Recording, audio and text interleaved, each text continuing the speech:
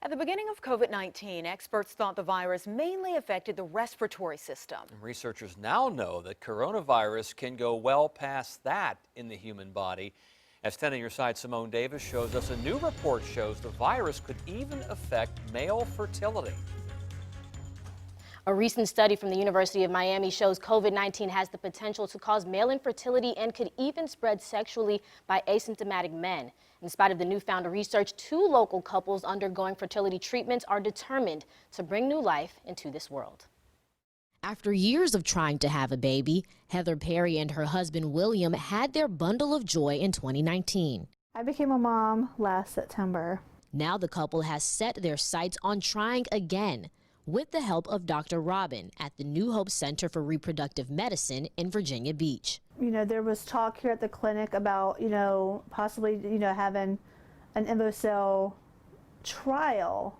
Until the coronavirus pandemic hit, making the couple reevaluate their plan. But they're not alone. 28-year-old Nicole Ellington is currently going through IVF treatment at the center in hopes of conceiving her first child. All I could think about was, is the clinic going to shut down? Are we going to have to cancel our cycle because of a state mandate? Both women and their spouses have thankfully remained healthy during the pandemic. But scientists say another issue is at play that could affect couples' abilities to have children. A new study by the University of Miami Miller School of Medicine has discovered potential impacts COVID-19 can have on male fertility. And these ACE2 receptors are found in different tissues of the body, including the lungs, the liver, the GI tract, and also the testicular tissue. Dr. Robin said the virus can harm testicular tissue, even if a man doesn't show symptoms.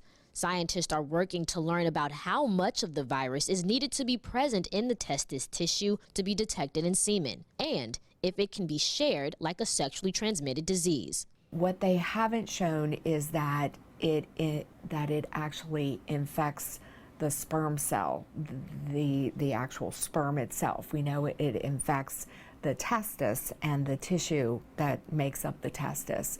Dr. Robin said it could take months or years for scientists to fully understand how testis tissue responds to COVID-19 and the potential impacts of the virus on sperm patients who have time can opt to freeze their sperm just in case. If we find that there are long-lasting adverse impacts, they will have at least one unaffected specimen that they could use for future conception efforts. But she knows time isn't on everyone's side. Weeks of medications you have to take, followed by a surgery, and then waiting. There's a whole bunch of waiting that's already involved in IVF treatment. Being in our mid to late 30s, it's kind of like that time's kind of ticking for us.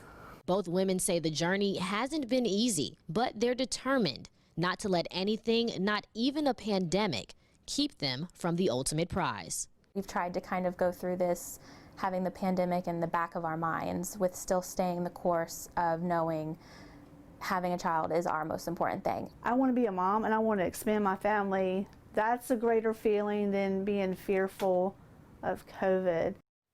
Dr. Robin adds the findings in this study provide no evidence that the compromised fertility in these men will be long-lasting, as has been seen in viruses such as HIV, Zika, and mumps. I'm Symone Davis, 10 on your side.